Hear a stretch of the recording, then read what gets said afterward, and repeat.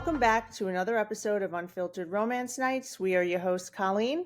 And I'm Marjorie. For tonight's episode, we have USA Today best-selling contemporary romance author Lucy Smoke, also known as Lucinda Dark, for her fantasy works. She has a master's degree in English and is a self-proclaimed creative chihuahua. Welcome to the Unfiltered Romance Nights podcast, and we're happy to have you. Can't talk. Thank you so much. I'm so excited to be here. So first of all, congratulations on your newest release, The Secrets We Buried. Thank you. And before we deep dive with your books and publishing career, we kind of have a few icebreaker questions. Okay, I'm down. Perfect. So, what made you decide to become a writer? Realizing that I was a little crazy. No, I've always really loved reading, and like pretty much ever since like middle school. So I've been writing for like 20 years, but like I haven't been publishing until the last 8 years. And then I actually I was in between my my undergraduate and my graduate degree, and I got into the indie sphere, where I was like watching several indie authors publish their debut novels.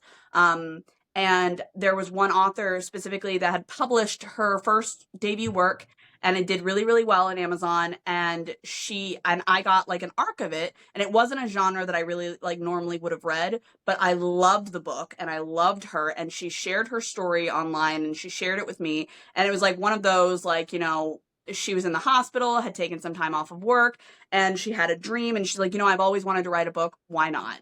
And it kind of made me feel like, you know, if she can do it, like I can definitely do it too. Like we can do it together. We can both do this. And then, you know, I did. And here we are 8 years later. That's amazing. Like, did you just like get the computer out or pen and paper, however you started, and said, okay, and it just flowed, or did you stare for a little while? Well, I will say that I've been writing for a long time, so it was not the first book that I had finished. I had written while I was in my undergraduate career. I just, you know, I'd never thought about, I thought about getting an agent, and I went through an undergrad and graduate program in English. And there's one difference between like English in academics than it is like in English in the industry. And it's that I feel like English in academics and the writing in that is really like, if you go for a master in fine arts and creative writing, it's very, without trying to make anybody feel bad, it's very elitist, I feel like.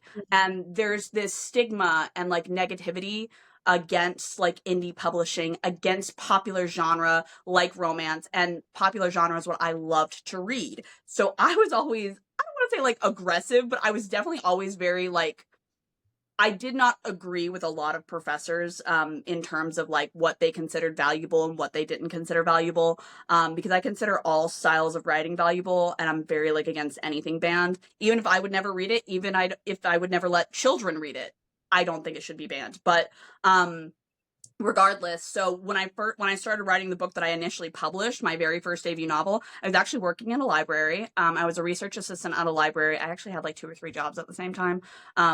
But that was like super normal for me. That like throughout college, I think that I had like 4 jobs at one point. And I was a full-time college student. So like it was very normal. And like now I'm like, I used to get maybe 2 or 3 hours of sleep a night, and I don't know how I did it. Now I'm like, I would die. I would absolutely die. It's not going to work out for me. If I don't get 7 hours of sleep every night, either someone's going to die. It may be me. It may be the person who tries to wake me. We don't know, but it will be someone. So I just sat down and I wrote, because the research assistant position that I was in, it was there were parts of it that were like, we would have like a lot of tasks to do, but as soon as they were done, it would be like, if you got them done early, like we would have several hours left of our shift, and we still had to stay because we needed to stay in case somebody would come up, ask for like assistance, help. We also, our program or our department also ran like the computer lab as well, and it was just like part of like you would just sit in the computer lab and you would help anybody who came up and needed assistance. And so like a lot of the time it was like, once we got our core tasks done, like we were just there for help. And so we had long stretches of time where I didn't really have anything to do. And it was perfect for me because I was getting paid and I was working, but I could also write a book for publication, and then I did. It was awful. The book is terrible. I actually took it down from publication. It is no longer available. But I will say that if I hadn't written that book and if I hadn't published it when I did, I wouldn't be where I am today. So even though I don't like it and it's not great, it still led me to this point. Nice. Yeah. It's funny. I didn't like it. I feel like some of the authors that we interviewed, they've always said like, yeah, I had the debut novel, but it's no longer available or something. Like we took it down. I was like, We're so much no. better now. Happen. Right. Nobody needs to read it. Like, but it got them to where they are now, like kind of like what you said. So if you have any downtime or like able to squeeze in some reading, do you have like a go to author or genre that you typically read? Yes and no. I definitely have a go-to genre. My go-to genre is always romance, but that's like such a vague like umbrella term. But everything I read like has to have some sort of romance. Whether it's clean, whether it's not, whether it's money, whether it's like slow burn, it doesn't matter as long as it has some vein of romance. I don't know why I'm like so attached to that. But I always have been. It's just really fascinating to me. I love the relationship building, and I will say like I love the romance too, like when there's a plot around it too, like the suspense, mystery, thriller, things like that. Dark romance often has stuff like that, because I feel like the plot will build the relationship almost better. But sometimes I'm also just in the mood for smut and I don't really care for a plot. So it really just depends on my mood. But overall, because I am a mood reader, but overall, like romance it always has to have romance. And then like I have like multiple authors that are like they're gonna yank me. Like if I'm in a a reading rut, or if I'm like in a slump where I can't really get into anything and it's frustrating, which happens, it does happen quite a bit. I do have certain authors that like I know I can pick up like an old book of theirs that I've read before, and it will like I can read it or I can listen to an audiobook of it, and even if I've read it 10 billion times before, it's still going to be enjoyable. Which would be like a Sam Mariano. She can pull me out of any, I don't know how she fucking does it, but she can pull me out of like any reading slump. Lexi Blake, I love everything she writes. Like that, she had like, I don't know if it's like a formula, but it's very similar to like, she was originally, I think, trad, or traditional author who was published through a big publisher. And now she's like kind of like, she's like a little bit hybrid where a lot of her newer stuff is coming out is independently published or published through smaller presses. And I've had the opportunity to meet her, and I definitely fangirled super hard.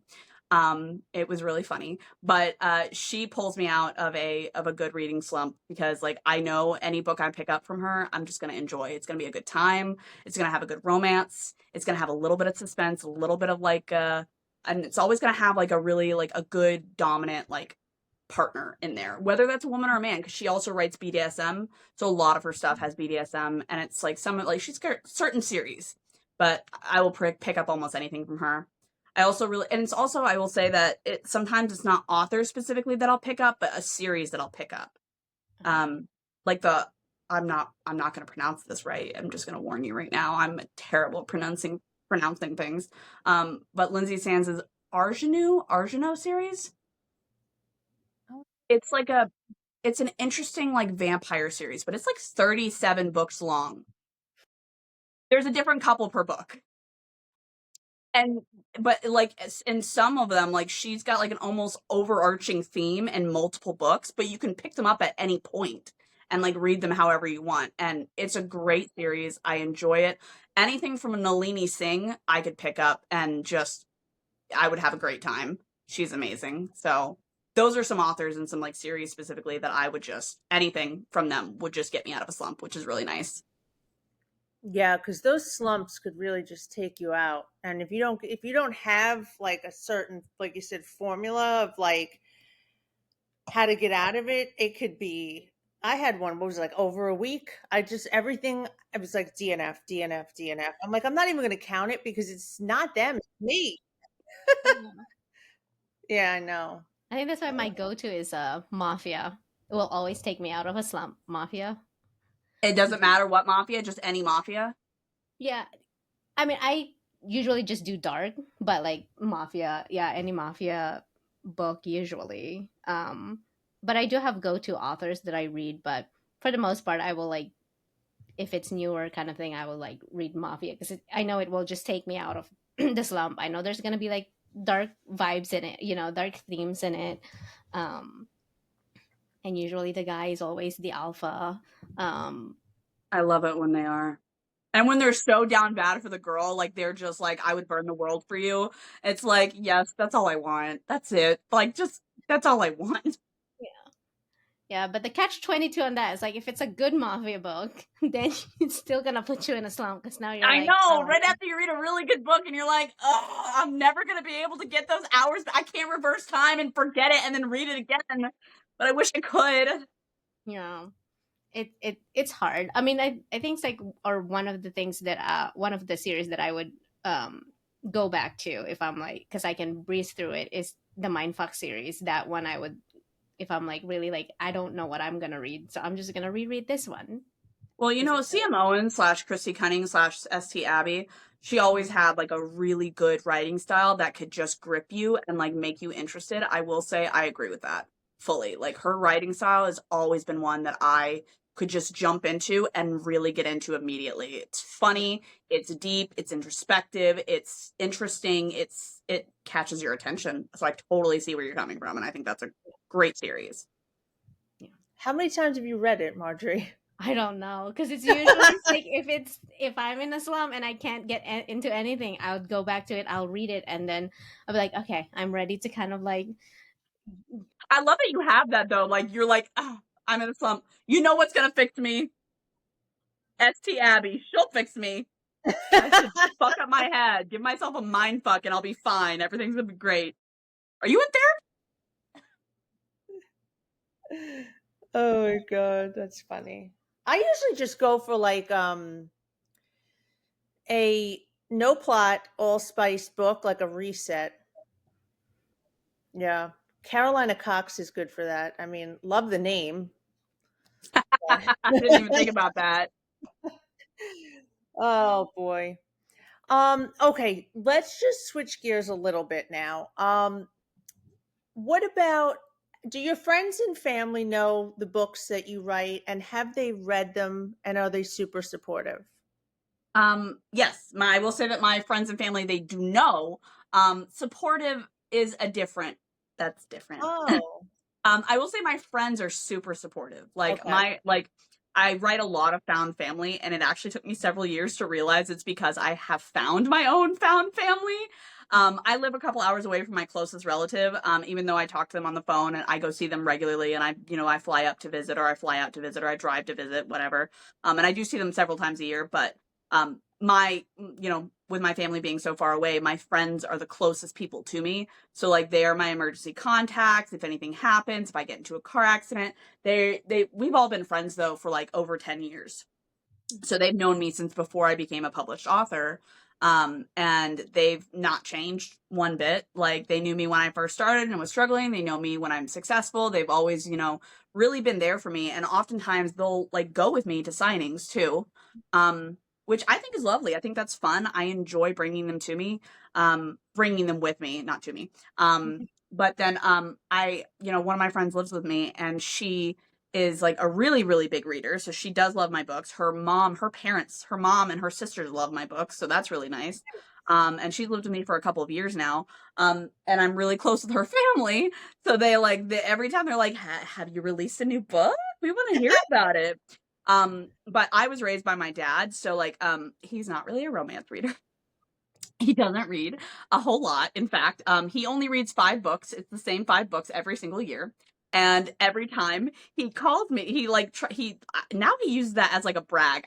I don't consider that a brag, my guy. I just like read more books. Like, please stop reading the same goddamn 5 books over and over again.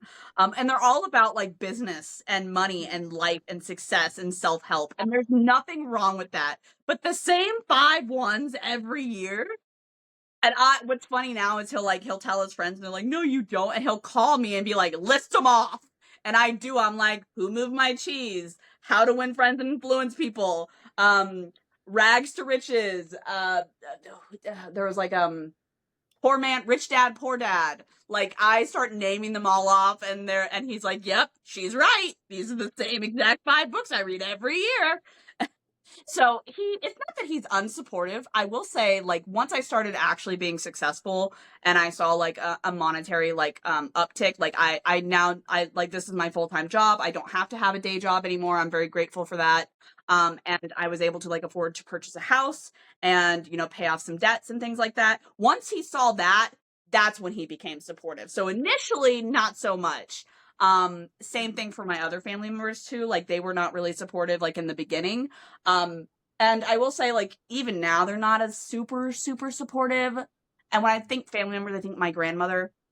It's really because she's of an older generation. Like, she was never interested in reading. She was never a big reader. So she was originally not like really into books, and like even less into romance books. So that wasn't really her thing, and she just doesn't understand.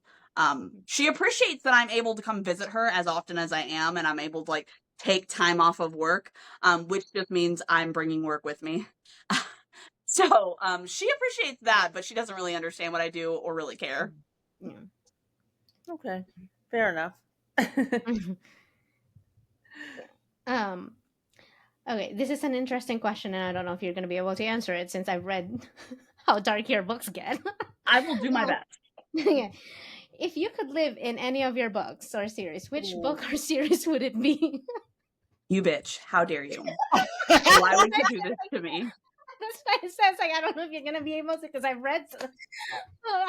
Okay, And I have questions. I have questions before I answer this. Because I need details. So, like, in whatever world I choose, do they know who I am?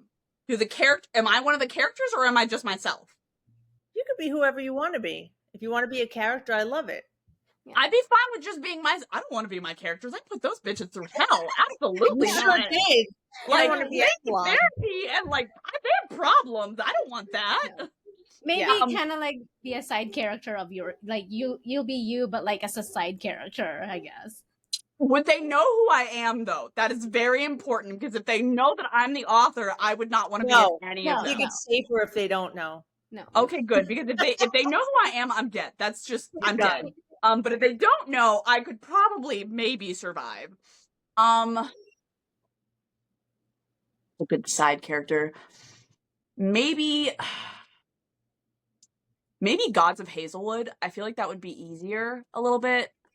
Because I feel like if I'm like a side character in that one, I'm definitely gonna have like a rich life. I'm gonna be like a rich girl, but I don't have to be involved in the situation that they go through. Plus, it's like a kind of like a Greek mythology retelling, and I am a slut for some Greek mythology, so it's a special interest of mine. Okay, yeah.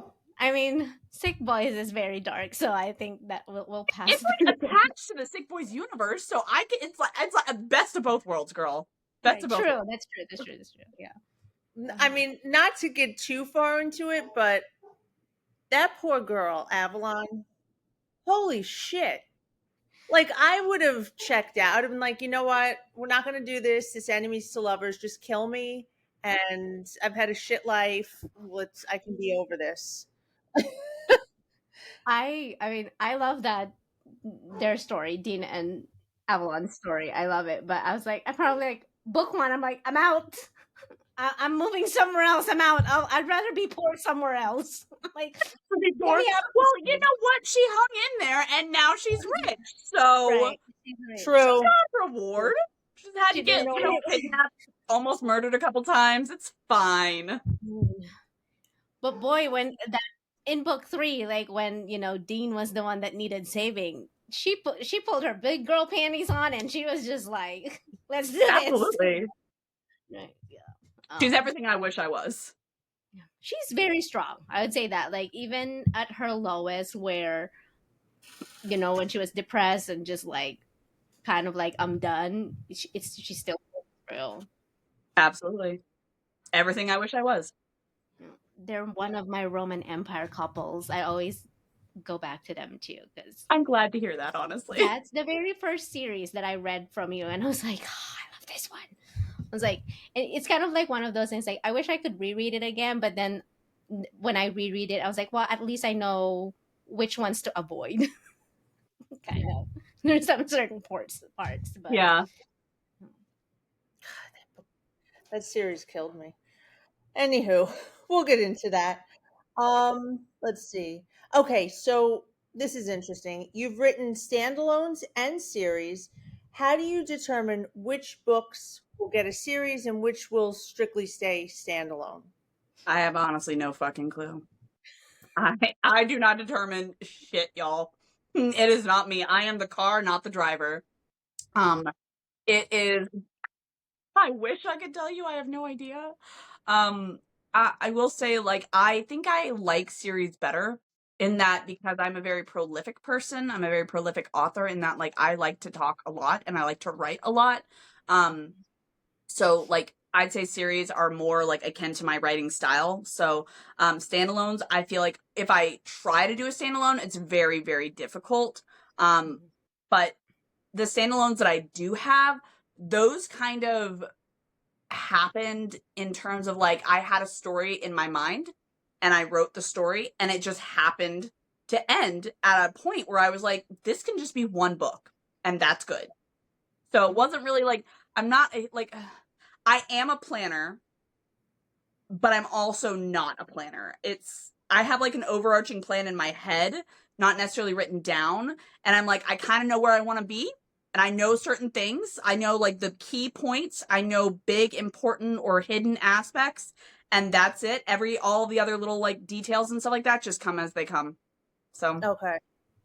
Okay. Yeah, you let the story drive you. It makes sense. it's easier. I feel like it's also more well written when it's not forced, and I feel like it's hard sometimes too. Especially if you're on a deadline and it's no longer, I am doing like I'm having fun doing this, but it's no longer like on my downtime when I'm not in the office and I'm not at work and I'm not in class and I get to just do this for fun. It is like a job because people are expecting, the next book, the next part of the series, the next thing. And I am so grateful and happy to be able to do this. But sometimes it's like, it's hard. But I do have like I have what I call an anxiety book for that. Um it is just a book that I have not told anybody about. I mean, like when I say I haven't told anyone about, I mean I haven't like announced it. I'm not like gonna like I'm not sure if I'm ever gonna release it. It's literally just a book that I don't plan shit for. Like I don't have any idea in my head like I normally do. It's just I'm gonna sit down and I'm gonna write what I like. All of my emotions and all of my anxieties are just gonna come out on page, and then I'm gonna feel better, and then I'm gonna get back to doing what I need to do. And it usually helps. It like resets my brain for some reason. It's like doing something creative that nobody expects me to do allows me to do the creative things that people do expect me to do. I love that. Yeah. Okay, so you write, like contemporary and then also fantasy. Is it difficult to kind of switch back and forth writing between the two? Not really. I actually started out, my debut series was fantasy. It was Fantasy Why Choose. And then the next book I wrote was contemporary. It's back when I was like 22 and I didn't understand what marketing was. And I didn't understand what branding was. And I had no understanding of anything business related. And I didn't understand that like people were very confused when I released a fantasy book and then I released a contemporary book and then I released a dystopian book and then I released an angsty dark romance and then I released another contemporary book, and they were like, "What are you doing? What is happening? What is going on? Like, what are you doing?" And it actually took like a couple of authors coming, like friends of mine that were like, "So love your writing, but nobody knows what the fuck you're doing, and with like you should maybe take some classes on business and marketing and branding." And I was like, you know what, that sounds like a great idea, because I'm a student at heart. I love learning from other people, and I made this my whole life goal. So I took a couple classes, learned some stuff, and decided, you know what, they're right, and I need to have like a consistent like pattern to my writing that people are going to enjoy for them to understand. Like, so for example, when I said earlier, like, oh, anytime I pick up a Lexi Blake book, I know, or anytime I pick up a book by CM Owens, S.T. Abbey, Christy Cunning, like the style of writing is always going to pull me in, or the formula or whatever she has going on, like it's always something that I feel connected to. readers need to feel that from me too. And so with that, I decided to split my pen name, because I did publish originally under Lucy Smoke and I published fantasy under Lucy Smoke. And then about 2 years in, I decided to separate them and put all of my fantasy under one pen name and all of my dark romance under another pen name. Everything I write contemporary will have darkness in it at some point in some way. I think my lightest series would be like the Break series, but even that has like a little like certain dark aspects like throughout it. So it's like everything I write will just have something dark in it. So it's something I've gotten attached to. Oh my God. I've lost the plot. What was the fucking original question? Wait, what was it? Was it me that asked the question? I think it was Yeah, like I don't difficult. remember what the original question was though. Is it to switch back and forth between writing No. fantasy and To actually answer your goddamn question, I'm so sorry. I just love to hear myself fucking talk, apparently. To actually answer your question, no, it's not hard for me to switch back and forth, because both will have the same writing style. Both, like, literally, like, Avalon, I have written Avalon before. Nobody knows it. I have written her as Barbie the Vampire Hunter. They're so fucking similar. That series did not do great. I love it. It's great. It's fantastic. It's Menage. And it's like PNR / urban fantasy romance, but it is like, the style is the same. The tropes that I use, still the same. I have things that I have found that I really am attracted to in the writing and in the story. So overall and generally, no, it's not difficult to switch back and forth. There's different aspects to each, of course. With fantasy comes a little bit more world building. But overall, I don't find it that difficult to switch. Okay. Yeah, that's interesting. To like, yeah, just thinking about that. Like if, like, I probably couldn't do it for sure.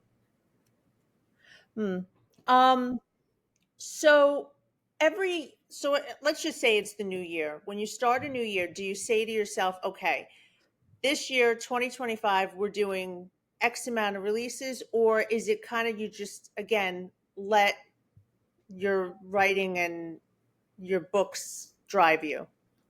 That's a really good question. I will say, in terms of scheduling, I am forced to plan. I have to. But I will say, though, that I'm already scheduling 2026 now. And we're not like, we're like a good 4 or 5 months out from 2026. So I'm already scheduling like what my plans are. I will say even more than that. I will say that I think I booked up signing wise, because I have a lot of signings that I attend. I travel a lot. I don't have a husband. I don't have a spouse.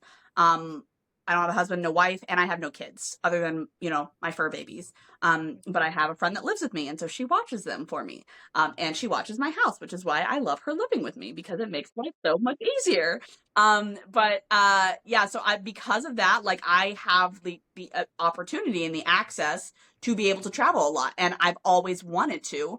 And it's basically like, it's great because I get to see readers, I get to see people who enjoy what I enjoy. And it's like, kind of, I can write it off on my taxes because it is a business expense. But at the same time, I'm still getting to do what I love to do, which is travel, write, see readers, see different sites, and use that for creative juices and like blending and things like that. But in general, I will say, nope, lost the plot again. No, how many do you All right, how many Is it books your fault? did you use? I mean, Maybe. Last gone. God damn. how many books do you release in a year? Oh my God. I'm so embarrassed. Holy shit. We're just having fun. We're just having fun. I'm glad. At least you guys are laughing. That's all that matters. I do plan. Yes, planning. I plan. Like right now, I plan like the signings that I go to. Those are booked up like by the beginning of this year. I have like multiple, like at least 7, if not more.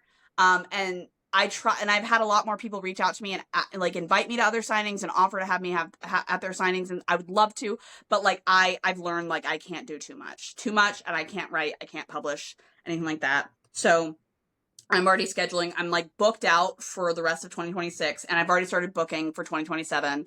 And then I have a couple of trad publishing deals. Um, and so with that comes like a different kind of schedule, because they also require that like I not publish a certain length of time before and then after. And originally when I we did the contract and we talked about it, I was like, this is what I'm comfortable with, this is what I'm not comfortable with, and thankfully we came to a good negotiation and a good like compromise where it was like 8 weeks before and 8 weeks after. And I understand too, because they don't want like cannibalizing sales and things like that. They want like one release that'll be the focus for a couple months and then you can release, and I'm like, I get it, that's fair. So with that and knowing, and like they don't really they're fantastic, except for in terms of like sometimes like communication is not the best, or communication is a little not like lax. It's just like it comes later than expected. So like one of my release dates got pushed back, and I don't really have a choice in that. I don't make that decision. That's their decision. I can have a say, but I don't really make the final call. So it's like kind of like I have to like wrap my schedule around that as well. I do try. So I have like plans, I have ideas. Things could always change to the last second. Like it's always very important to kind of like know when to pivot, when to shift. So I do have like a schedule and a plan each year. I don't really set out to like I'm going to release this many books a year, but in terms of like if I start a series, I want to finish it in the same calendar year. That makes any sense. Unless it's traditional publishing, because that's a different beast and they do their own thing. So they get to make those decisions. But if it's for me and I'm doing like an indie release, if it's a series, I want to release them all within the same calendar year. As a reader, we appreciate that. Thank you. But also because I know that some readers will wait until the whole series is finished before they start. And as a writer, as an author, I'm like, please don't. As a reader, I'm like, I get it. That's fair. I totally do get it, man. I do. Those cliffhangers, like I mean, your cliffhangers are Yes. like Actually, they're didn't think I was great. that good of a cliffhanger writer. I thought I was terrible at it. No, they're great, but it's kind of like if they're not released, it's like now like what's happening? I want to like know what happened. Yeah. So out of all of the books that you've written, which one would you say the most difficult to write? That's a good question. I don't know if I've actually gotten that question before. What's the most difficult to write? Difficult one? I think they were all difficult in their own way. Like for example, Pretty Little Savage, I rewrote the beginning of that like over 20 times. And that is not normal for me. Like beginnings are my thing. I love beginnings. Openers, I'm like, I got you. But for some reason, that book, I just couldn't. The beginning was like, what is it? I'm doing something special. I'm really excited. I'm like announcing it soon, where I'm doing like a Kickstarter for the whole series. And I'm releasing like some bonus content that's never been like released before. And I know, I'm like, ooh, and some of that bonus content is actually like the original like openers that I had originally written for the first book in the series. Cause I've got so many openers that are very different. I think it was also really difficult because Avalon was a little hard to understand in the beginning. Now that I like once I got through book one, I could write her in my sleep. Like she and we are like besties. We understand each other. But that one was really hard. But then I will say like Expressionate, which is like one of my standalones. I originally wrote that one when I was in my undergrad career. I was in college. I was like sophomore in college. I was like 18, I think I was when I wrote it. And I'd say it's really, really difficult. I did rewrite it before I published it, and then had it edited. But the original draft was written in like, when I was 18, and then I had it republished when I was like 22, 23. So like 4 or 5 years later. And then, but that one was really, really hard for me to write in terms of physically. Physically, it was hard for me to write it because I became obsessed with that story for like 2 or 3 weeks straight. I didn't sleep. I didn't eat. I'm not joking. Like I have a friend who I am still friends with who was friends with me when I went through that. And she can attest to the fact that, like, I didn't sleep, I didn't eat, like, I skipped classes in college. And if I didn't skip classes, I was in class, like, writing the story still on a notepad or something like that. I don't know why I got so obsessed with it. I think it's because it's more of a personal story. It's still very fictional. It is not a true story. It is not my life. I need to make that clear. But a lot of, like, the problems that the main character goes through, a lot of, like, the issues, the trigger warnings are like suicidal ideation, depression, problems like parental neglect and things like that. So a lot of the stuff that the main character goes through are things that I could relate to.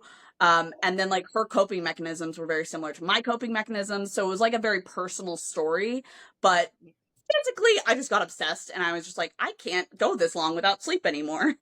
So it just depends on the book and the type of difficulty level, if that makes any sense. Yeah, yeah. Hmm. Now, I'm going to ask Marjorie's favorite question. If you could take one book or series, we'll expand it and turn it into a movie, which one would you choose? And if you could, which actors or actresses would you have play the main characters? Can I choose one of each from each pen name, or does it have to be just one? I love it. Yeah, Sure. we can do Yes. both. Yeah.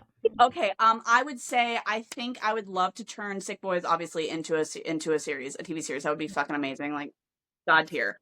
I will say I think it's gonna be hard for me to choose, like, an actor to play Avalon, though, because I would love a new actress. You know what I mean? Like, I would love to find an actress that's not yet, like, popular, because I do feel like when an actor has, like, you know, a backlist, or like they become really popular in certain, like, things, like, they're expected to play these certain roles. But this is such a very unique role. Like, Avalon's a very unique role, so I would like to find someone who doesn't currently have that.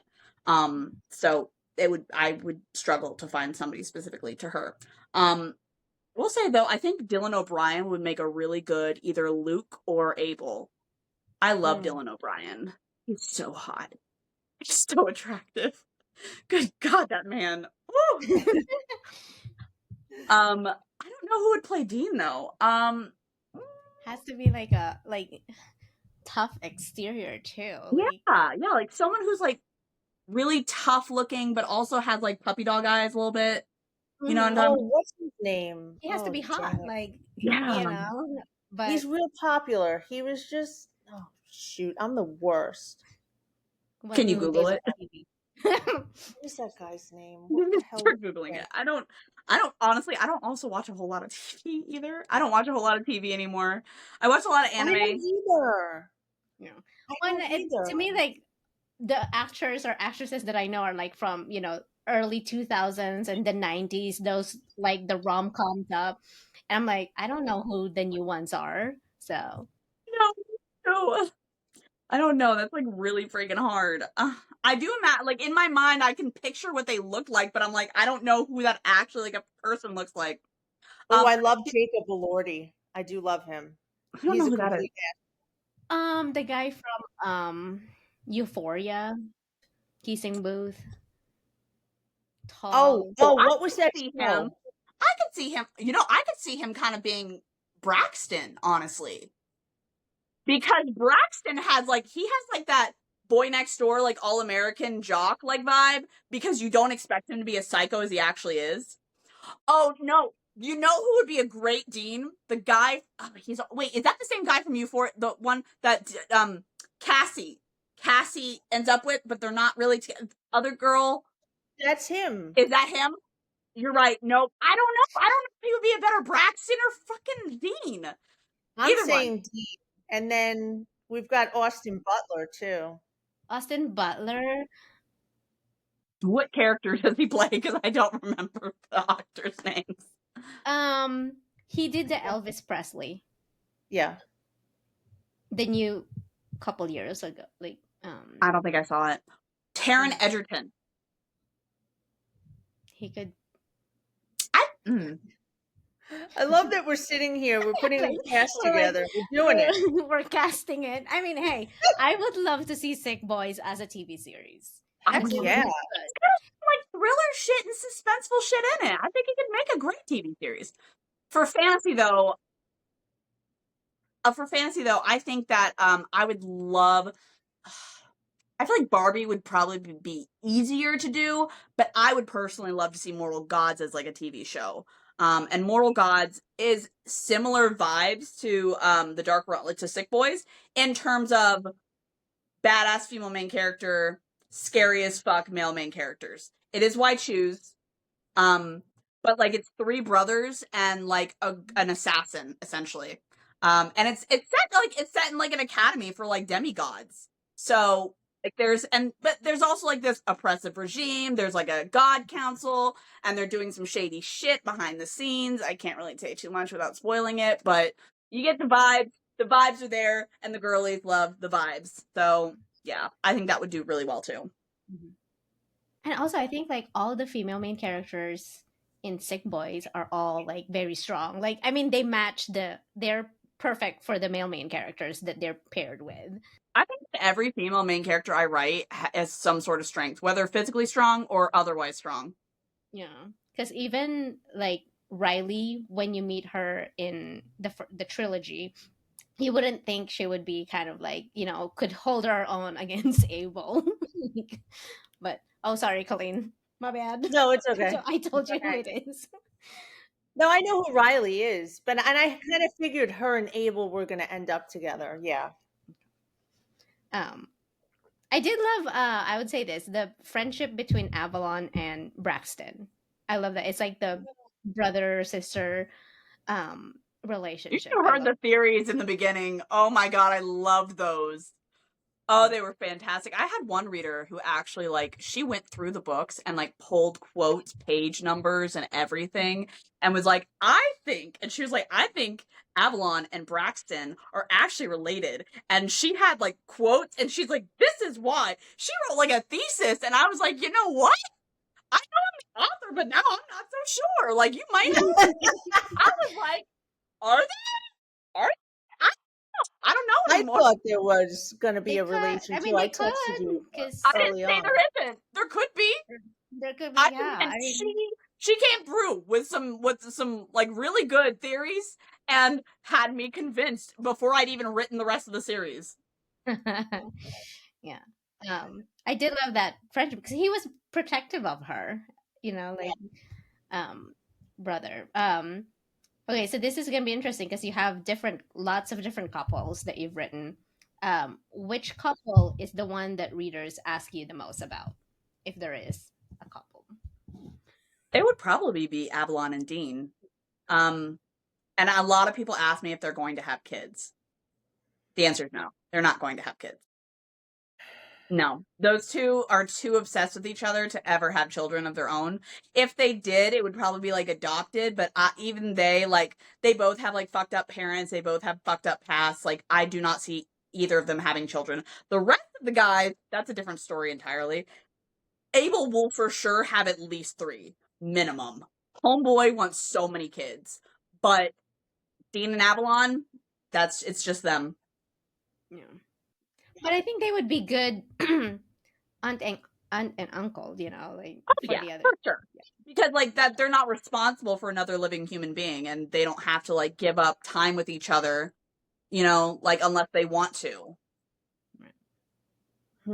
Yeah. And plus she had such a shit ass mom. Like, Yeah. I don't know. She's had a lot. She's gone through a lot. I don't want to ruin it for anyone, but I'm just going to say that. Say that. Okay. I'm sorry. I'm reading this from my phone. So, Sick Boys series, Gods of Hazelwood duet, and Scorpion King series are all set in the same world universe. Once the Scorpion King series is complete, do you plan on expanding in that universe? Yes. I still plan to expand the universe because it's still the Sick Boys universe, same universe. They are at different timelines though. So, for example, Scorpion Kings comes a good, like, 10 years at least, minimum, after the Sick Boys series ends. So, that's, like, a difference there. And then I would also say that, like, in Gods of Hazelwood, that's set in the same world because it's, like, it's a sister school. The, sister of Marcus, who is Dean and the other Sick Boys, like, one of their really good friends, from high school, he shows up at the end of the first book, and then he shows up again much later in the series, and he stays. But his sister, that's her story, in the Gods of Hazelwood series, and there are 2 other guys in that series that I would love to give stories to. So yes, I do plan to, like, write a little bit more in the series. I am not sure yet, and I cannot confirm if there will be a legacy series. There may be, but I'm not going to confirm anything yet. Okay. Fair enough. Fair enough. Yeah. I always I ask saw that. your Like, excitement, Marjorie. You were just like, really? yeah, I'm like trying to think. It's like, okay, well, I know at least one of them have, or a couple of them have kids, but not a litter. Like, if you read a mafia series, everyone is like popping kids left and right, so there's always gonna be like a bigger one. But like, I was like, wait, should I even ask that question? Because I know, like, for sure, Dean You and can Avalon. ask anything. Like, I could be like, I can't say right now, but you can always ask. I don't mind. Yeah. Oh, I don't know. You might get mad at me on this one. I swear to God, if you asked me to pick a favorite, I fucking knew it. Hey, okay. Favorite couple, and then like by themselves, favorite female main character and favorite male main character. So you get to pick like 1, 2, 3, 4 people total. I mean, okay, so first I will say that I always say my favorite. If you were to ask me what my favorite book was, that's different. Favorite couple. I'm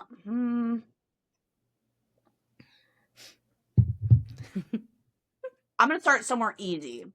I think my favorite male main character is Calyx from the Mortal God series, because he is a true sociopath, or a true psychopath, in that he does not see people as people.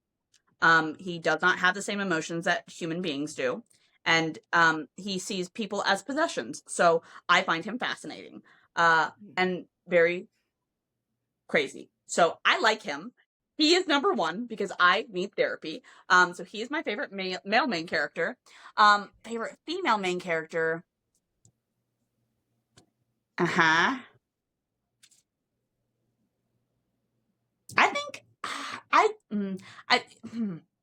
it would probably be between Avalon and Clover. I don't know if you've met or read Clover yet, but No, where's she from? Clover's from the Sick Boys, but she's a little bit later. She's a little later in the series, so when you get her, you'll see why. I don't want to like say too much, but she and Avalon have a lot in common. They're not the same person. For sure, they're definitely different, but they do have a lot in common, and I like my it's a tie between them. Couple. You really did it You now, really Marge. hate me. I don't. What? You're one of my faves. Like, I don't hate you. Why are you making me do this? This is so mean. This is why I was like, why is that? Like, you could answer it, and we could just plead the fifth. I guess we should have that option next time. Oh my God. No, can I have a group? Because it's like a why choose. Can I choose that?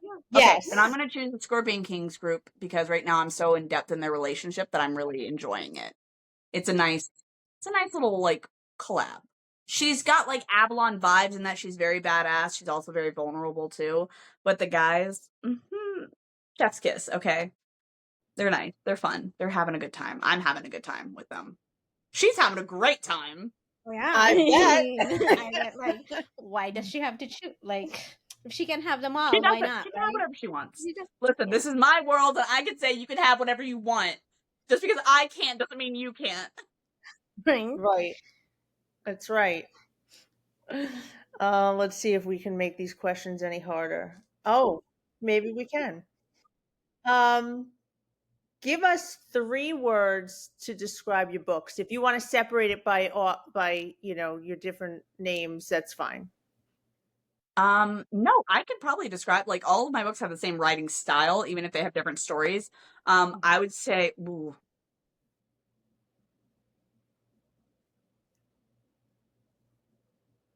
I don't know. Morally gray is not it. Can morally gray be used as one word? I feel Yes. like, okay. Or You maybe always say villain. hyphenated, yeah. I could say villainous, and that's like one word. Villainous, feral, feminine. That's it. Those are the choices. That's what I got. Yeah, not so hard. Yeah, that's That was a not so little hard. fine. Didn't take me that long that time. I didn't lose No. the plot a third time. It's like, okay. See, but we get you to lose the plot a little bit. This way you let little secrets out. Mm. I'm always bad about letting out secrets. You don't even have to lose me. I'll just view it. Okay. I'm really bad about keeping secrets. Nobody tells me anything because of that. I think I posted something. It was like, am I Tom Holland?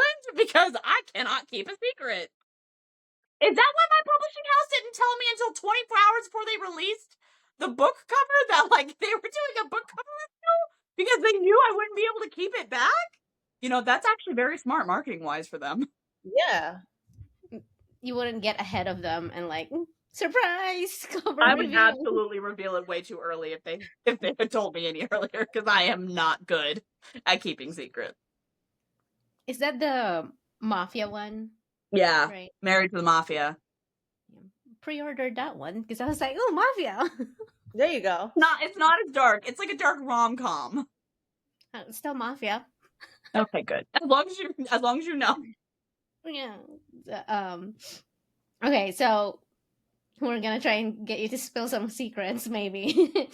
What future projects are you working on that you can talk about? Allowed to talk about.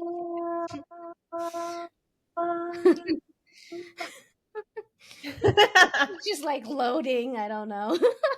buffering. I wonder if you can, like, video clip, like, a buffering sign above my head and be like, Are you gonna do What's that? the thing for TikTok with the two Oh, the the red and the loading. blue just goes like this? I'll put like oh a no, little I haven't stick. seen that yet. Yeah, like when it's buffering on TikTok, you Oh, get the red, and so I'll just put 2 stickies on here and go like this. Like buffering. that's cute. We're loading, and Too then fine. we're just like we glazed over it. Yeah, my eyes just like glaze over it, and then I'm just like, so I'm working on the final book in the Scorpion King series, so that is being worked on. Obviously, Married to the Mafia, we're still like we're like towards the tail end of edits, but we're there, so like still working on that, and that is a future project that has been revealed, so I can kind of talk about that. And then I have a couple of plans for next year. I'm working on a co-write with another author that is Clue inspired. So, yes, we are very excited. I am stupidly excited about it. We have so many plans. So many plans. We have a brand already. We have covers made already. It's gorgeous. It's creepy. It's very dark, and it's mystery. It's mystery, it's suspense. It's like, have you ever seen Would You Rather, the movie? I've seen clips of it. I have it on my It's thing. I'm not entirely sure what the genre is. It's a little horror, but it's also it's different. It's a different kind of style, but basically the movie, it follows like all these people who are, gathered at this house, and if you last the night, if you win the game, Would You Rather, you get like millions of dollars. And this girl goes, a doctor like suggests that she go to get the money for her brother's cancer treatments or whatever. And so she leaves her brother, she goes to the house, and quite literally spoiler alert, every fucking buddy dies in different ways and in very terrifying, like, because it's like, would you rather do this? But you have to choose. You can either cut off your pinky or dunk your head underwater for 10 minutes. But like, if you don't do it, they will, like, if you choose, once you've chosen, and they have people there that will force you to do it.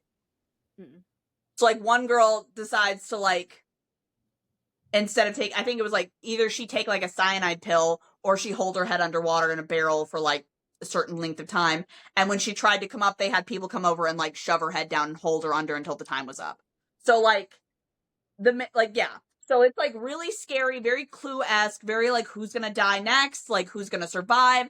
And that's kind of what this series is going to be. It's written with a co-author. It's going to be dark romance. It's going to be white shoes. A lot of twists and turns. A lot of we're doing like some heavy plot, because there's like a revenge plot. There's like a secret host you don't ever meet until you think you meet them, and then you're not sure if they're really the host. And everybody involved, all of the characters are going to have some sort of something going on. So it's very like if you've ever seen the movie Clue, it's going to be similar to that, where like the chef and the butler and everybody was involved in some way, shape, or form. So every character that we introduce is going to be involved in the mystery in some way, shape, or form. So we are kind of like building that from the ground up before we start writing it, and then we're going to write it and release it hopefully next year. We're probably going to start teasing it, like what's coming, and like kind of like teasing the actual storyline and things like that. Probably closer to October when Halloween is around. We've been talking about it so much though that we just, like we're so into it. We're so ready for it to start. It's going to be really, really good. That sounds so good. It's so different than anything else. So what I'm excited. We're really hopeful. We have so many ideas because it's with Clue. The only difference is because like in Clue, you do like it was the butler in the library with the candlestick. Here we have like a different game, like kind of like drawn up. Like we've created our own game for the whole book. So instead of like, like you have a suspect and a murder weapon and a location, you have a specific death, like, oh, you drowned in the lake. And then you have like penalty cards. And then you have like, not necessarily dare cards, but secret cards. So you have a card that you received and you have to like do what it says. You have to do one or the other, like, would you rather? But it's like reveal a secret of yours or reveal a secret of somebody else's. And if you can't reveal a secret of yours and you don't reveal a secret of somebody else's, you get a penalty card. And when you get a penalty card, you don't like know what that penalty is going to be. Sometimes like we might poison someone. We're not really sure. We haven't like figured everything out yet. So I don't think any of this is spoilery because we have not decided who's going to die, how they're going to die, or anything like that. I'm just like spitting off ideas off the top of my head. But like, you could be poisoned, you could drown in a lake, you could be dragged into the basement and locked in overnight and go crazy. Like we don't know yet. So, but these are like, this is the type of game that we're kind of like building. And honestly, I would love personally to have like a video game, like on your phone, like a phone game to go with it. And then maybe even a card game. Cause that would be amazing. I love Clue. It's one of my favorite games. Yeah. Card game would be good. Bring those old school like games that we don't have anymore. Yeah. I love it. Uno? Are you kidding me? Uno destroys families, and I'm here for it. Yes, it does. Yes, I mean, so does Monopoly. Right. I mean, we love Uno here in my house, and my son, because we play with our son, and he knows how to play it, but we never like let him win, so he gets really Good girl. mad. He's gonna learn. He's gonna learn how to win on his own. Right. You need to learn how to like, So when he does win, he'll know you Oh. didn't let him win. Yeah. When he knows, he's like such a shit talker for how young he is. He's just like, like, like if he's not winning, we're like, okay, we play one more game. But as soon as he wins, like, I'm done. Okay, you guys can do whatever. Yeah. And I'm just like, what? How old is he? He's only 11. Oh wow! I was about to say my 7-year-old godson, like he does that same shit. Yeah, but it's like as soon as he wins, like, okay, we're done. You guys can do whatever you want to do. That's like, all that matters. We're done here. Yeah. Like I already won. Like even if it's just but like, boy, if he loses, he doesn't want to risk losing again. No, I mean, but he always loses for the most part, like at the beginning. So he's like, do again, like let's do it again. I was like, okay. He's determined to win. Oh yeah, he is. He's very much of he. I mean, it's bad to say this, but he tends to be like a sore loser sometimes. And I'm just like, hey, you can't always win. Like, you have to be you have to learn not that you always win. So, um, are there any genres or subgenres or tropes that you haven't written yet that you would want to write? I'm like trying to. That's a good question. I'm sure there are. Best friend's dad. I think that would be fun. Or like ex-boyfriend's dad. That would be fun too. I really like those. I think that would be a really good one. I'm trying to think what else. I've done some taboo stuff. I've done stepbrothers. Enemies to lovers is like my favorite. Found family is my favorite. I love Secret Society. I love that one. That's good. Secret Identity. Mistaken Identity. I wrote a kinda twincest book. I say kinda. There's a twist in it that makes everything okay. So like, but that I can't say anything more. Okay. I don't know. I think like just, I've never done like a ex-boyfriend's dad or best friend's dad. I think ex-boyfriend's dad would be the best. I think that would be fun. That would be really good too, I think. Those hit different because especially if like the ex-boyfriend is like around and then you just have to keep seeing And it, he's or if he was a shit. yeah. But is dad like better? Oh. Listen, I'm Yeah. at an age where I can date you or your dad. Like, don't play games with me. I will fuck your dad and become your stepmom. Don't play. Stop and see what happens. Right? That's An like, older man knows what they're doing, okay? Mhm. I think the very first one that I've read like that was Praise by Sarah Kate. Yes. So I love Sarah's writing. Chef's kiss, just fantastic. Right. Because I mean, the son was like a little shit, and then but he got mad. Like, it's your own basically fault, motherfucker.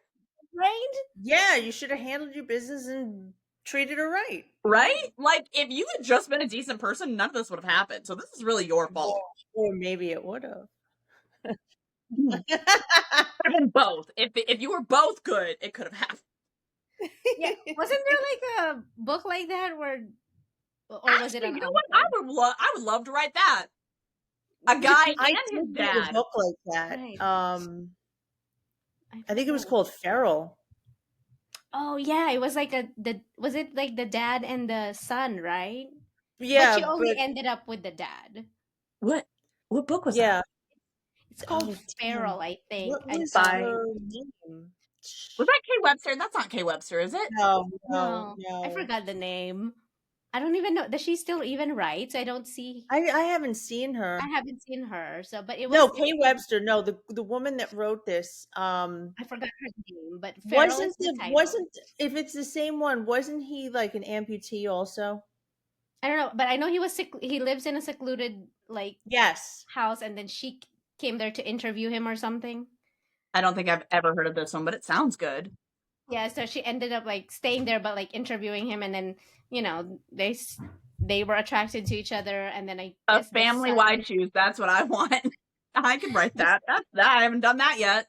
Yeah, there you go. Why choose that? I like to challenge myself. That'll be a challenge. Our request then. You're like, can I A dad submit this and a request? son Thank you so getting- much. Just get this done really quick. Thanks.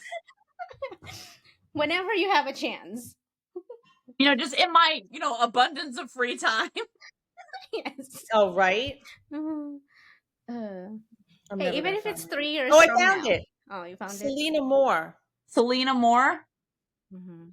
Okay, I'm gonna try to look that up after we get off this. This is the with the guy right. Where is it here? I am very okay. Selena Moore. I see. Okay. All right, got it. It's a very quick read too. I'm pretty. Yeah, sure it's Oh, quick. it's short. Yeah, it was short. Yeah. Okay. I'm It's down. dirty, I'll dirty. I will give it a go. You know what? I'll try anything once. Maybe. Yeah. The dildo if you try hard enough. I just like. Sorry, it didn't mean to make you Don't be spit up on sorry. yourself. Just like us, just right there. Oh my god. Oh my gosh. Oh, so you did say that you have the Kickstarter in the works. Any other special editions that you can share? Yeah, I have, so I have a couple of special editions. I have, a fantasy special edition. It's an omnibus with my, co-author Rebecca. It is a finished, it's called the Awakened Fate series. It's a finished, royal, it's an MF, so it's not White Shoes. It's a finished royal, hate to love, reincarnated soulmates, fated mates kind of romance.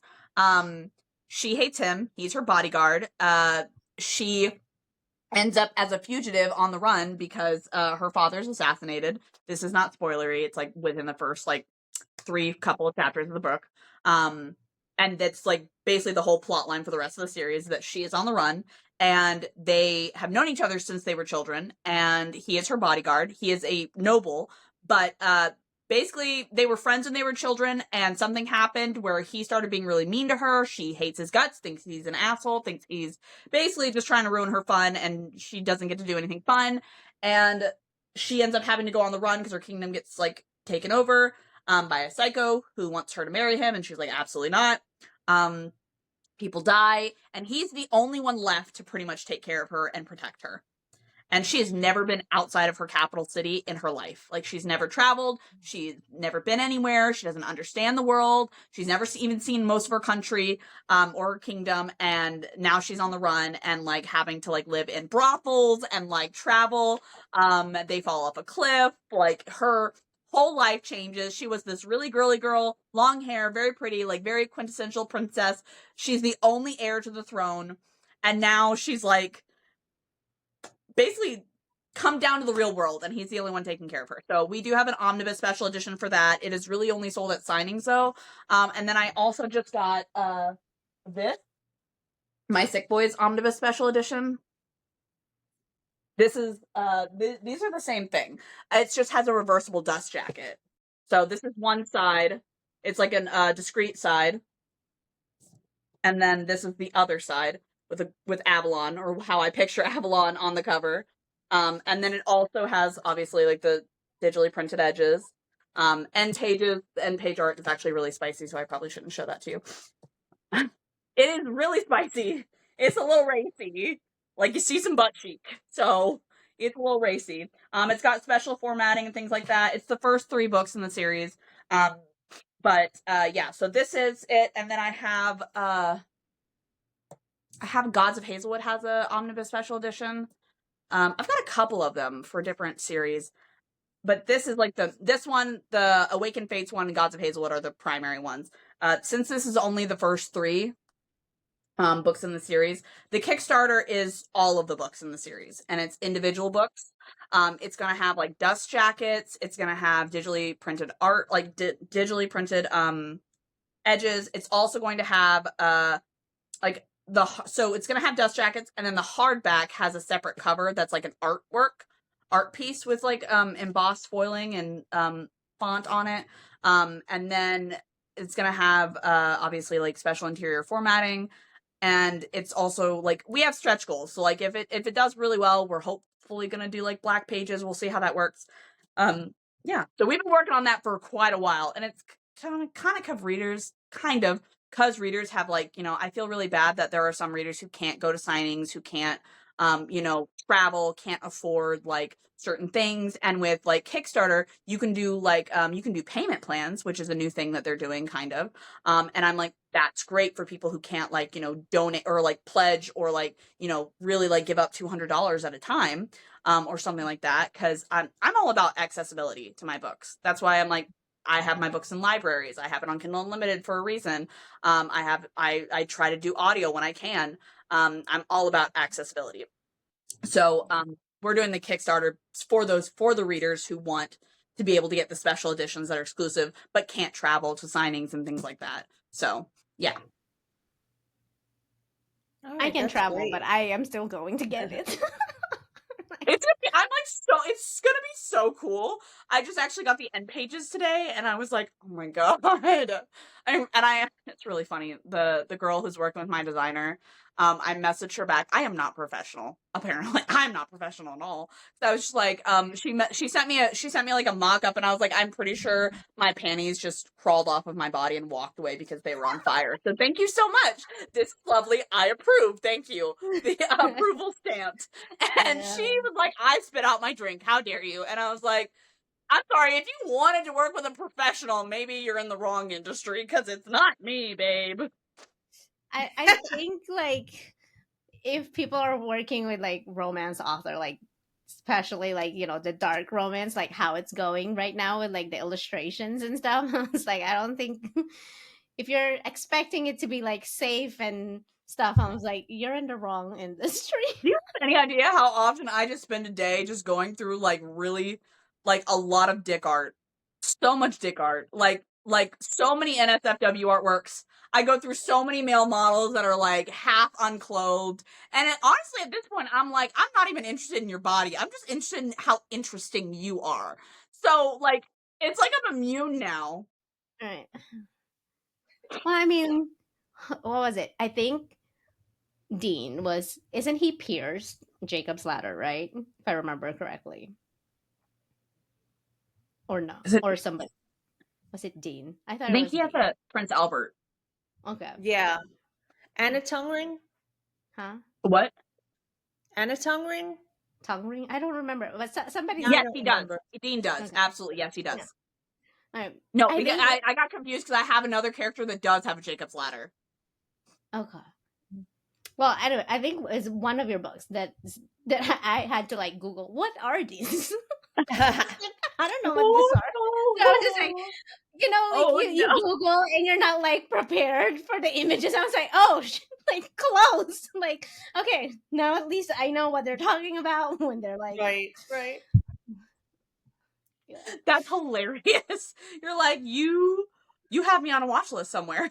I know. I was like, what's happening? Like, but and now they it's kind said of you like, can't learn anything from romance novels. No, Lies. please, I've learned a lot. Lies.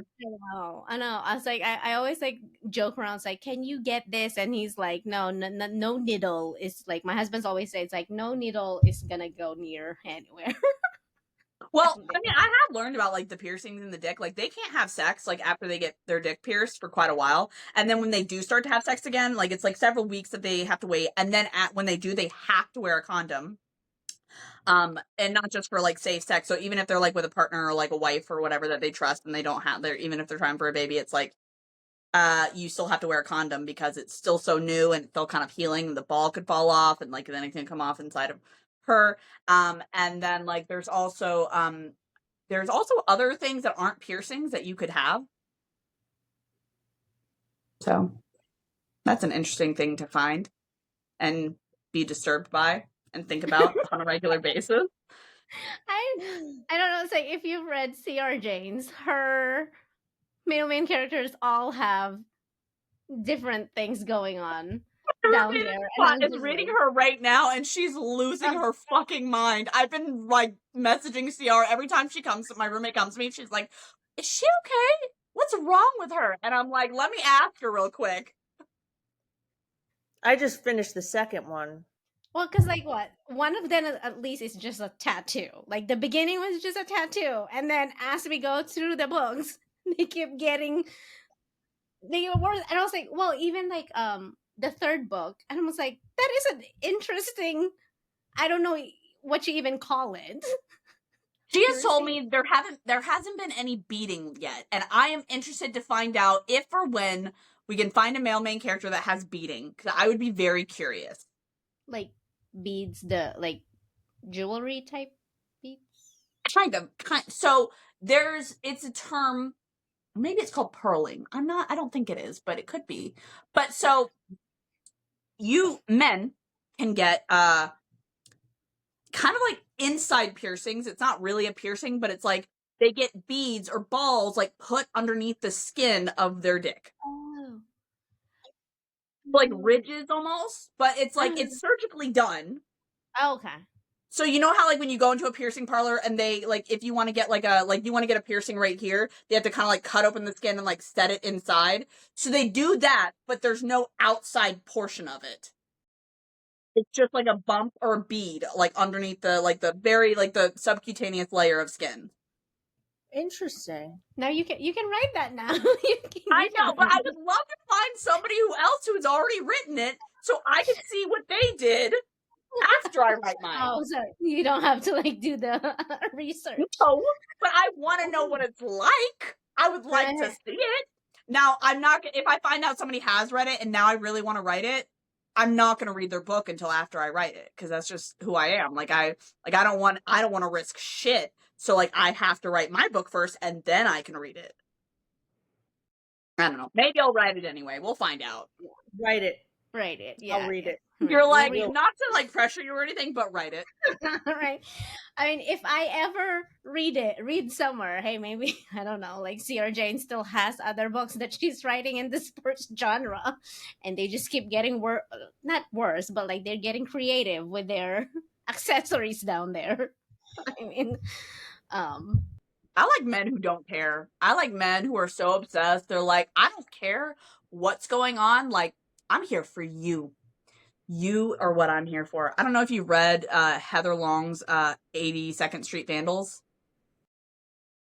One of her guys has a tattoo of the girl, and she's a dancer, an aerialist, and so he has her in a dance pose, like tattooed on his dick.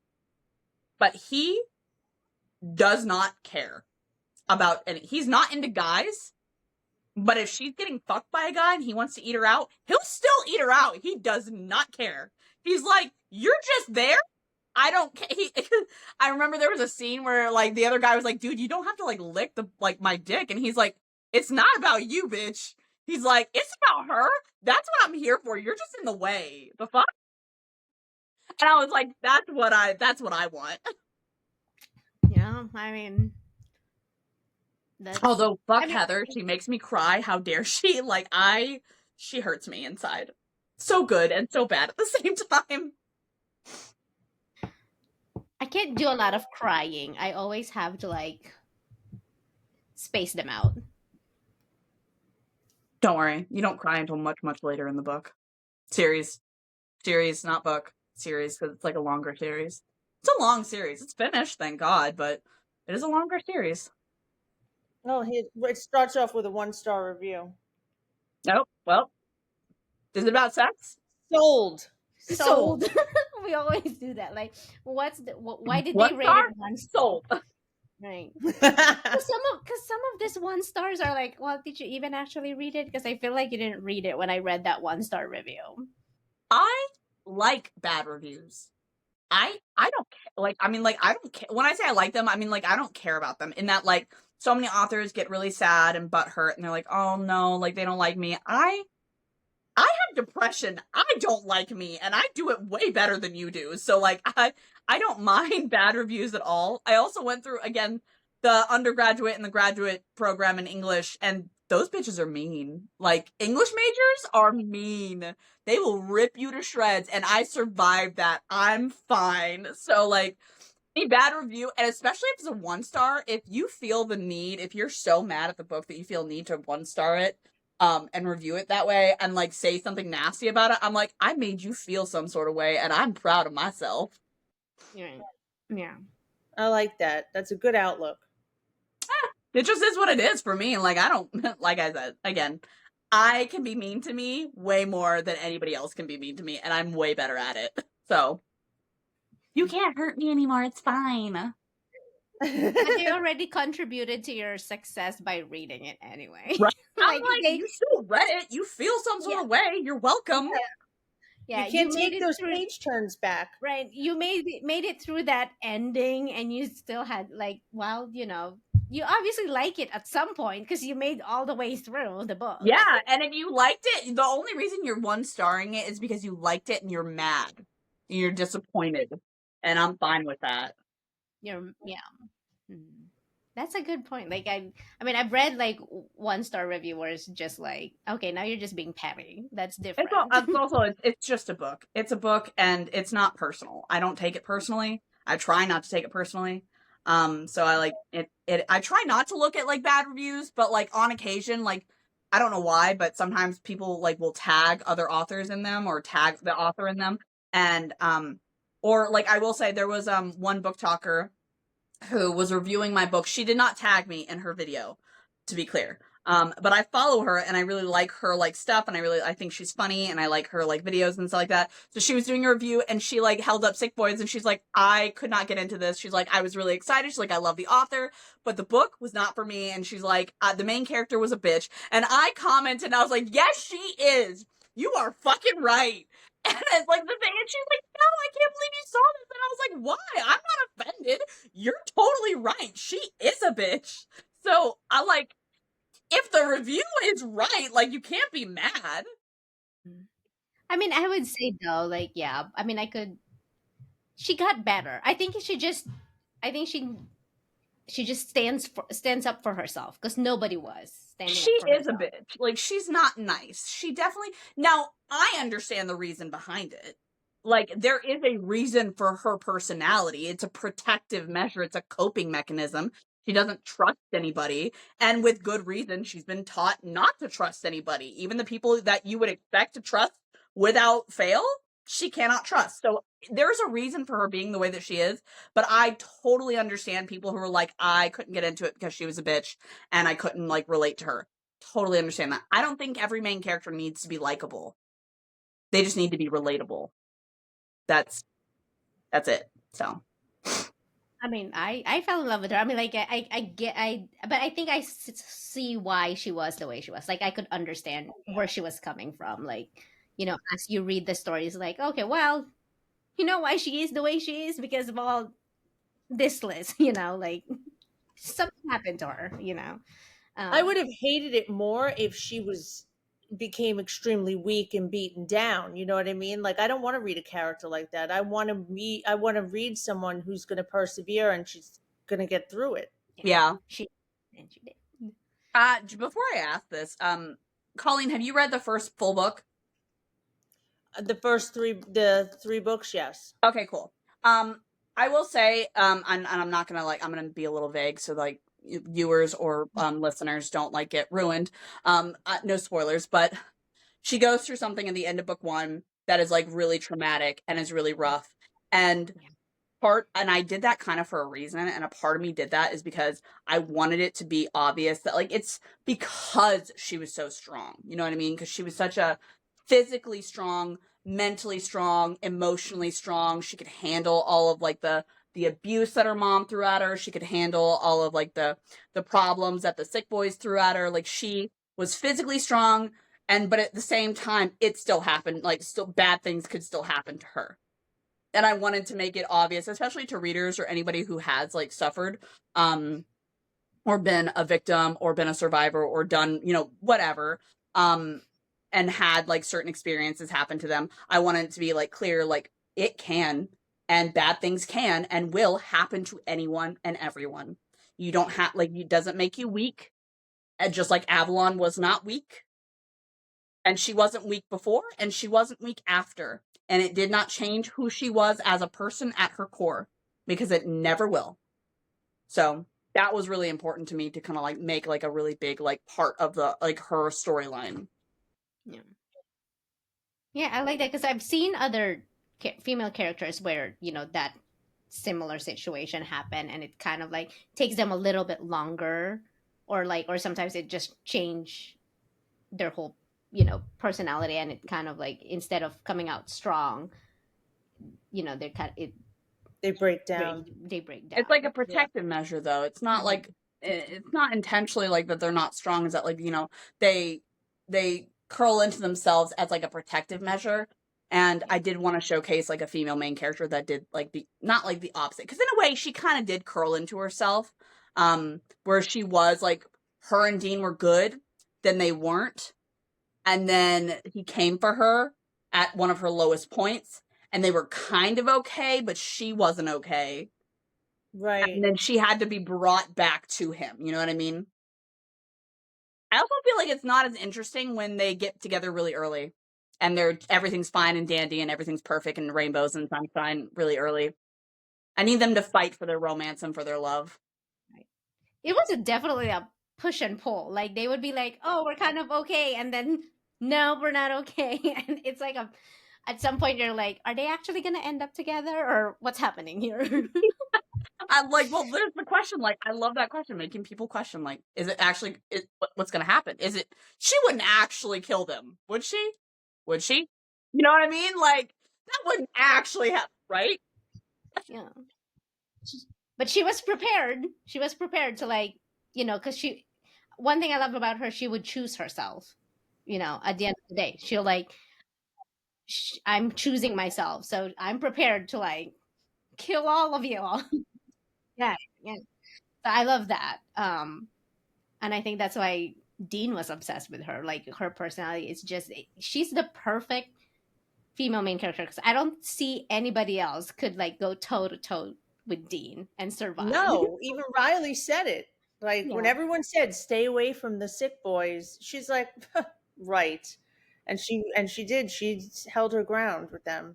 She didn't seek them out, but she also wasn't afraid of them.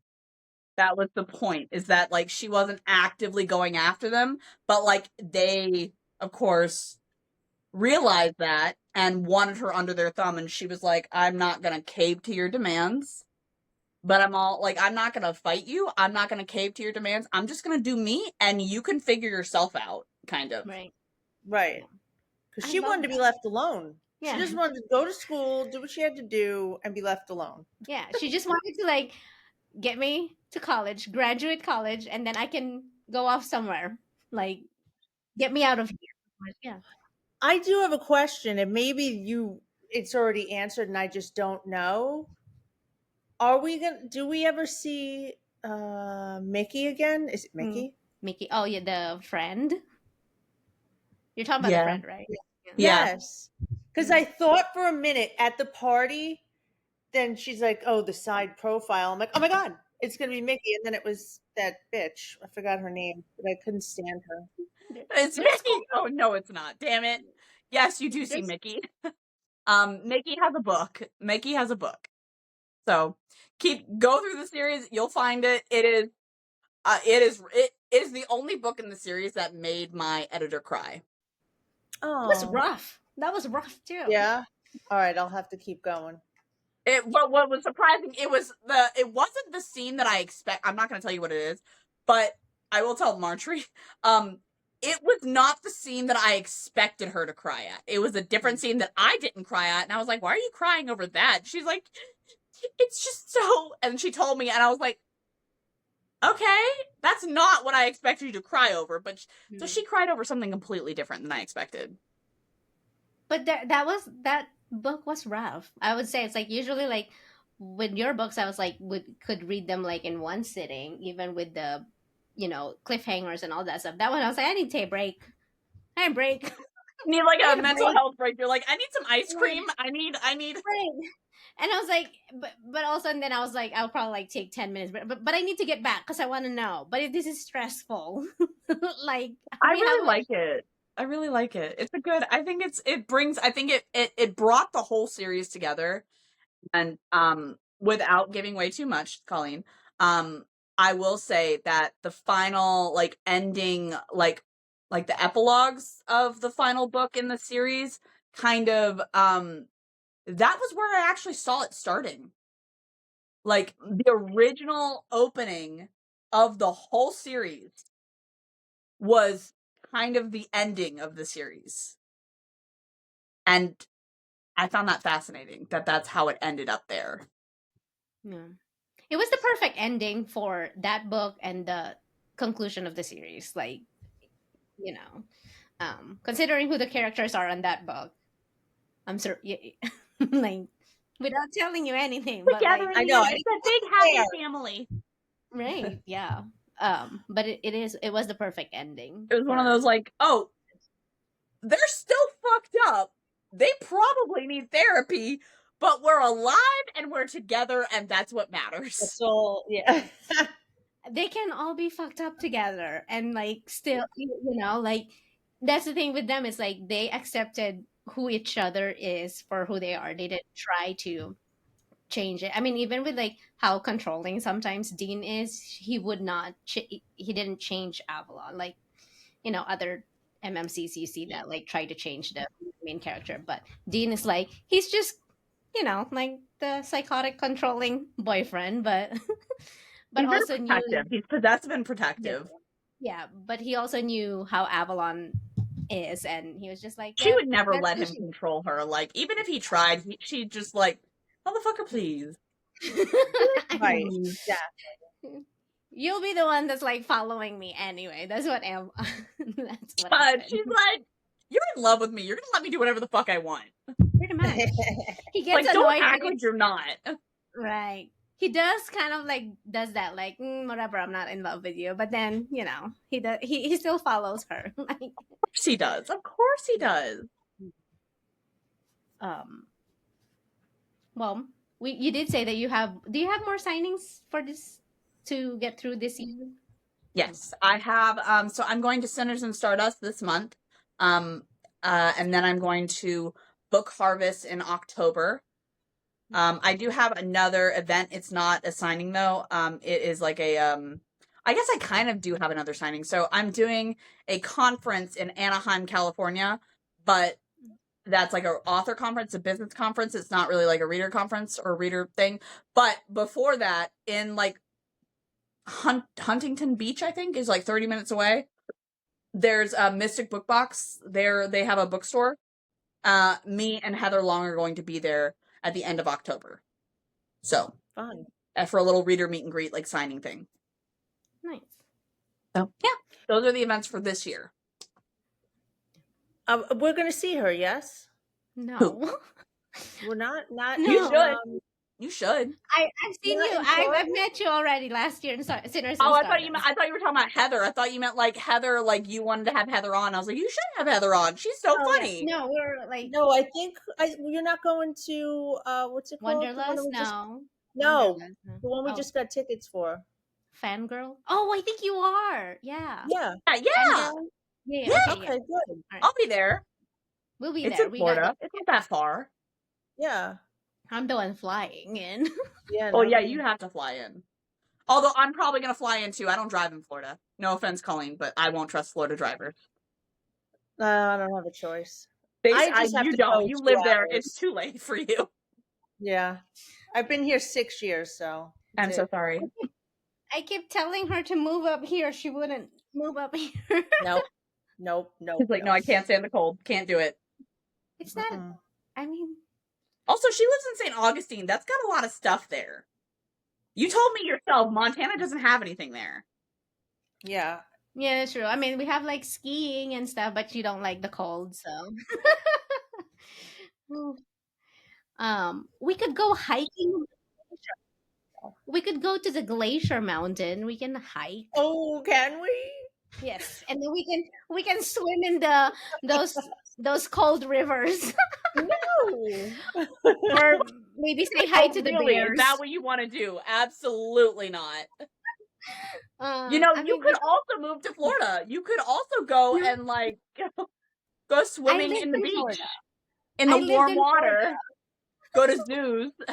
Yeah, I lived in Florida though. I just don't like it. I can't do the heat as much as considering I was born and raised in a tropical weather. I can't do it anymore. I blame Alaska. Okay, I lived in Alaska for 7 years. I blame Alaska for that. Oh yeah, man, that's a problem now. Once you've gotten there, it's too late. You get comfortable. Yeah, we got used to the 9-10 months winter. Ugh, miserable. It was miserable. I love Colleen's like faces of disgust. She's like, absolutely not. How dare you even suggest? I'm getting old. My joints can't take the cold. I keep telling her she's eventually gonna have to visit me here. Yeah, You yeah. never know. Summer. Maybe this year. Maybe this year. Anyway, She's like, that's the end of the episode. We're ending it. We're ending the episode. No, all joking aside, this was so much fun. I love to have authors on that love to have a good time, and that is you, Lucy. Good time smoke. Yay! I'm glad. Even though I lost the plot a couple of times, as long as you guys had a good We all time, that's do. really all that We had a matters good to me. We I'm here got for a a lot good of time, not a long information. time. There it is. I love it. So thank you for being our guest. We were honored to have you. It was so much fun. It was an honor to be here. I appreciate it. I appreciate you guys asking me.